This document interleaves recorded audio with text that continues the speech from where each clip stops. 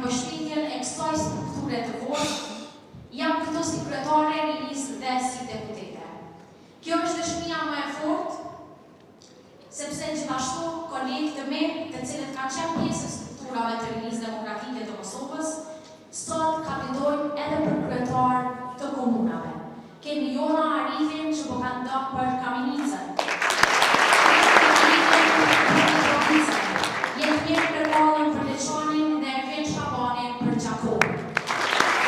220 histori suksesi, 220 rrugë drejt ndryshimit, 220 dëshmi se rinia e Partisë Demokratike të Kosovës është forca që do ta bëjë Kosovën më mirë.